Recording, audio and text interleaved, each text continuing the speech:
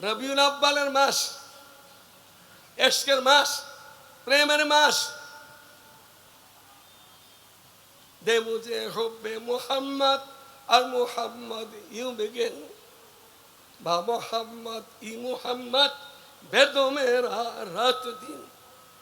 রাত দিনই রবিউল আব্বালের পালন করতে হবে। সুন্নতের নাম নাই, আলাবালা কিছুই নাই। আইলে একটা তৈরি করে দেয়, রবিউল আব্বাল পালন করে। সুনানের সাথে খবরও নাই, ফরজের জামাতের খবর নাই। রবিউল আব্বাল পালন করতে আসে এক মাসের লিগা। এরকম রবিউল আব্বাল হানাফিরা পালন করে না।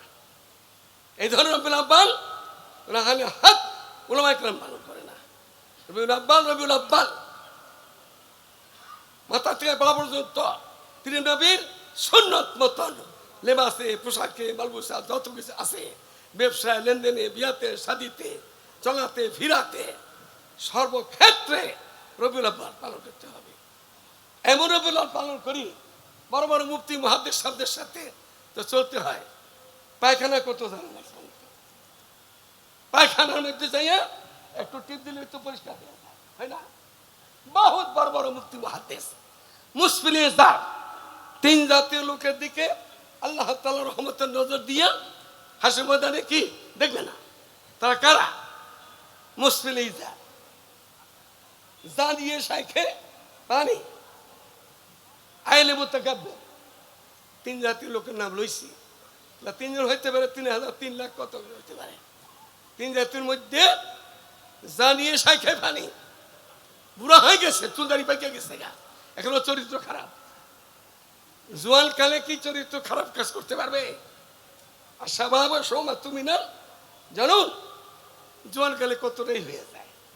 ছাগলে কতটাই খায়, পাগলে কতটাই বলে।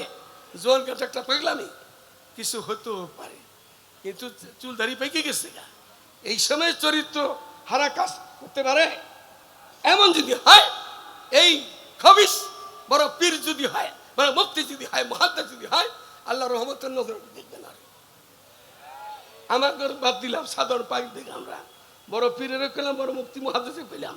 এই ধরনের হয়, আল্লাহ রহমতের নজরে হাসির ময়দানে দেখবে না।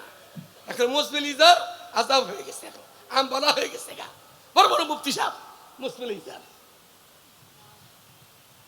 এই মশলা এখানে এখন সামান্য কথা বলবো আমি, যে বহু ওলামায়ে কেরাম, আমাদের মুফতি বাদশাহ, ওনার সফর সঙ্গীরা মেহনত করে এখানে একটা প্রতি বছর একটা আজিমুল শান জলসা হয়। তার ওই নিয়মে আজকে একটা জলসা হইতেছে। আমি একটু চলে যাব। আমি 3-4 দিন ধরে এমন হয় না, আরো নষ্ট করে ফেলেছি। আপনারা জানেন, কতটুকু জানেন, জানি না চুপ করে কেন রয়েছেন? জানা থাকলে গঙ্গা বোবা তো গঙ্গা শয়তান, যে হক কথা বলবে না সে কি মুক্তি হলো গঙ্গা শয়তান, পীর হলো গঙ্গা শয়তান, বক্তা হলো গঙ্গা শয়তান। দেশে কি চলতেছে এখন? এখানে এসে শুনলাম গত রাত্রে নাকি বাস করে নিচ্ছে। শতভাগের 90 এই দেশ মুসলমানের দেশ। বাকি 10 ভাগের মধ্যে দর্শন 10 ভাগ হইল হিন্দু, বৌদ্ধ, খ্রিস্টান, মজুসি যা আছে তাই। শতভাগের 90 হানাফি মযহাব। কিছু বললেন না? শতভাগের 90 কোন মযহাবের লোক? হানাফি মযহাবের লোক। মযহাব কয়টা? 4টা। যারা যেখানে আছে সেইটাই তার লেগে হক। আমাদের দেশে কোন মযহাবে চলি আমরা? হানাফি মযহাবে চলি আমরা। হানাফি মযহাবের দেখাইয়া সরকার বাহাদুর এটা লামুজহাবিকে, যে আগে জবর শিবিরে হোতা ছিল, জবর শিবিরে হোতা ছিল, বেদাতীদের হোতা, কোরআন হাদিসের অপব্যাখ্যা করে, দাওয়াত ও তাবলীগের শানে বেয়াদবি করে। এই লোক কি বাংলাদেশের 90% মুসলমানের ধর্ম প্রতিপত্তি হতে পারে? আমরা কি বলেন? তাইলে মানে ফেলেন যে সরকারের দোষ না, সরকারকে কেউ বুঝাইছে, উনি হয়তো বুঝেন নাই। আমি কিন্তু 2-3 দিন ধরে কিছু কথা বলে আসতেছি, কত প্রতিভা যাইতেছে, এটাকে আমার একা করতে হবে? এটা আব্দুল কুদ্দুস সাহেব লাগবে না? ফরিদাবাদের মোল্লা মাহমুদ রসুল সাহেব যাত্রাবাড়ি লাগবে না? লালবাগ কাটার লাগবে না? কোটি হাজারে লাগবে না? আমার গত রাত্রে ফোন দিছে বাবুল সাহেবের ছেলে আই বাবুল, উনি যা বলছে এটা আমি হেরে বললাম না। উনি বলল যে আপনারা আজকে রাত্রে আমরা কিছু ওলামায়ে কেরাম সাদিস সাহেব সহ আমাদের কোচের সহ বাবুনগর যাওয়ার কথা ছিল। উনি গত রাত্রে আমরা 1টার সময় ফোন দিচ্ছে। আমার এমন ঘুম হয় না, ফুল ধরছি। কে আপনি? আমি আইয়ুব বাবুনগরে। বলেন তো উনি যা বলছেন সেটা এখানে আর বললাম না। ওনার বলার দ্বারা আমি খেলে এতটুকু বলছি, যদি এই হয় আপনি আপনার বাপে জবাব দিবেন। হাসরের ময়দানে আপনার বাপে জবাব দিতে হবে, আপনার জবাব দিতে হবে, যেহেতু আপনার হেফাজতের আমির। কেন আপনাদের মুখ দেখার পর্যন্ত কোনো কথা আসতেছে না? ওনারে বলে দিছি এটা। আমাদের কো-চেয়ারম্যান সাদিস সাহেবকে বলছি আমি, উনি বলেন যে বাইতুল মুকাররমের খতিবের সাথে কথা বলেন। ওনারা আমি আপনার লাইন করে দেন। বাবুলের সাথে বলছি আই বাবুলকে আপনারা লাইন করে দেন, আমি আজকে ওনার সাথে বাইতুল নামাজ পড়তে পারবো না, যেহেতু আমাদের একটা ছোট্ট মাদ্রাসা আছে সাভারে, সেটা নতুন মসজিদ হয়েছে, ছোট্ট মসজিদ, ওই আমি জুমা পড়াইছি ওখানে, আমার নিজের মাদ্রাসা, এজন্য সেখানে যাইতে হয়েছে। পরে যোগাযোগ করে এই কাকরাইলের সাথেই একজন খুব আল্লাহ লোক, এই কর 5 নম্বর সেগুন বাসে বাসা, উনি খুব ভালো মানুষ, তবলিগেরও সারা বাংলাতে ওলামায়ে কেরাম খেদমত করে উনি। তো ওনার বাসাতে আসর নামাজ পড়বে আমাদের খতিব সাহেব। আমি আসর পড়ছি, তো ওনার সাথে কথা হইল। ওনার সাথে কথা হইয়া ওই রাত্রে যে অবস্থান বাবুল সাহেব থেকে আমাদের খতিব সাহেব থেকে ওই অবস্থানে, তবে জবাব কিন্তু আপনাদের দিতে হবে, জবাব আপনাদের দিতে হবে। 50 বছর না 100 বছর পিছিয়ে ফেলায় দিতেছেন বাংলাদেশকে। একটা লামজাহাবি যদি ধর্ম প্রতিমন্ত্রী হয় তা আমাদের কিছু এনে থাকবে, কথাবার্তা থাকবে যে কোরআন হাদিসের অপব্যাখ্যা করে। আমি তাহলে হাদিস বলি আহলে হাদস, আহলে কি হাদস।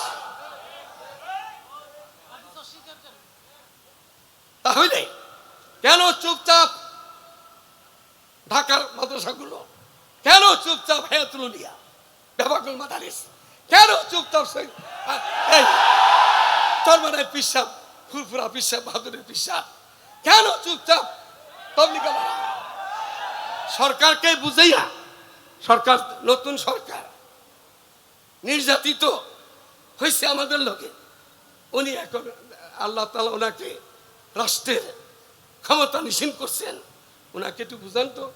তারপর না হয় না তো অবস্থা, কিন্তু কোনো বুঝানোর কোনো লোক কি এই ঢাকার শহরে নাই? কিসের মাদ্রাসা এগুলা? ঢাকা থেকে আমরা যাবি, হানাফির দরকার নেই, আপনারা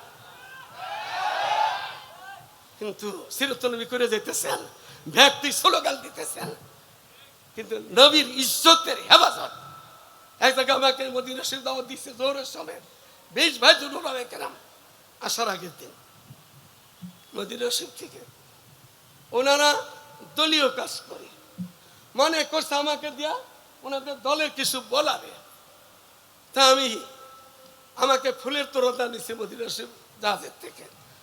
আমি কেউ লড়াই করে আইছি, কোথায় জিততে আইছি না হাইরে আইছি? এই তোরা মোরা তো এগুলো কি আচ্ছা দিছে গেছে, আমরা দাওয়াত করে নিচ্ছে। ওনাদের ইচ্ছে ছিল দলীয়ভাবে কিছু কথা আমার থেকে শোনা।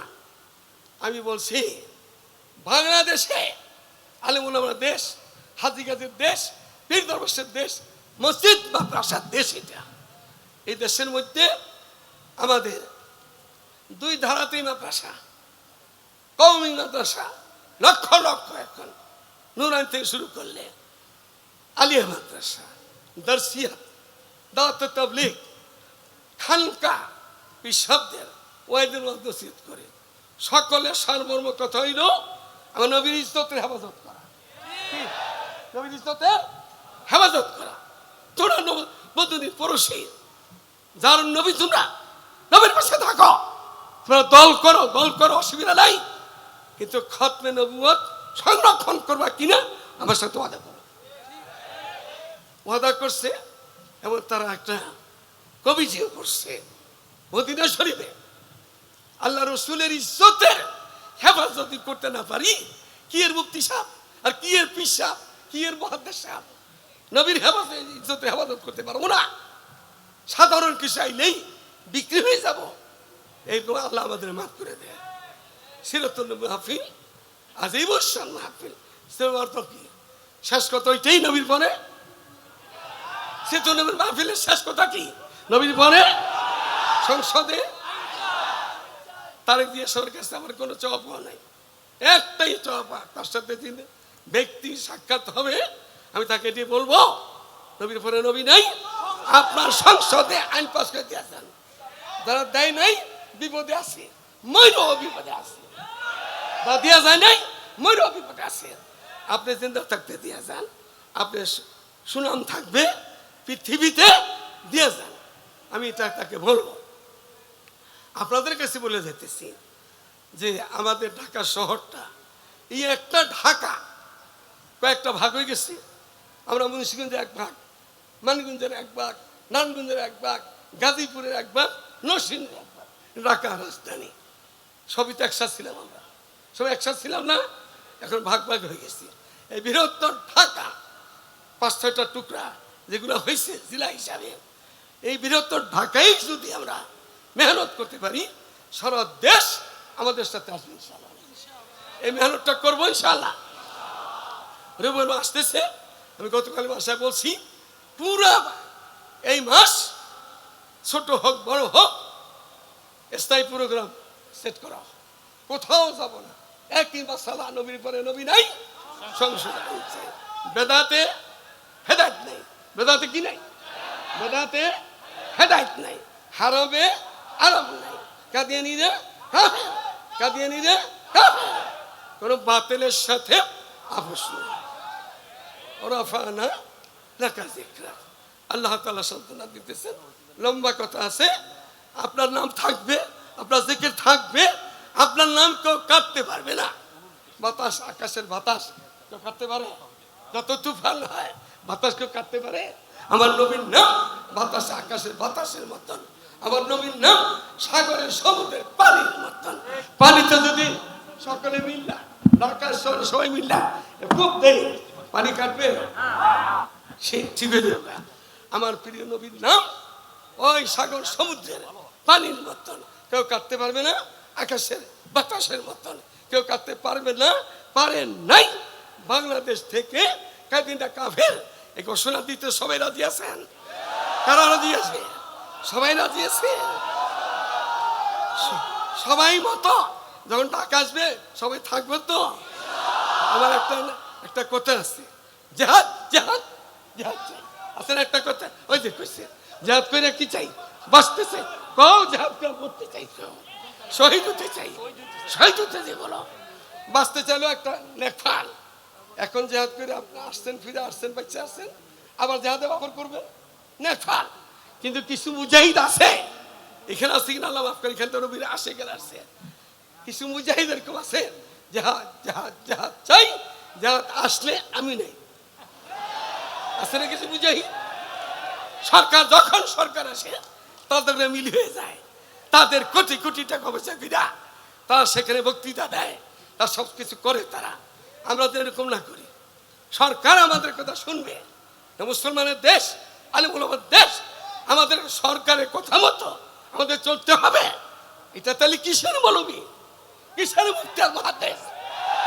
আল্লাহ আমাদের আমল করার তৌফিক দান করে। আমি আপনার, যেহেতু আমার প্রোগ্রাম আছে, আরো 2 জায়গায় প্রোগ্রাম আছে, তা আমি আপনাদের বিদায় দিতেছি। আজীব শান মাহফিল রাজধানীর বুকে, আল্লাহ তাআলা আপনারই যদি ডাক দিলে একসাথে পাওয়া যায় ইনশাআল্লাহ, এই ফরিদপুর থেকে, এই দোলাইরপুর থেকে, এই মেরাদুল থেকে, এই ঢাকা শহর থেকে আমরা আমাদের দাবিকে আশা করি আদায় করে নিতে পারবো ইনশাআল্লাহ। আসসালামু আলাইকুম ওয়া রাহমাতুল্লাহি ওয়া বারাকাতুহু।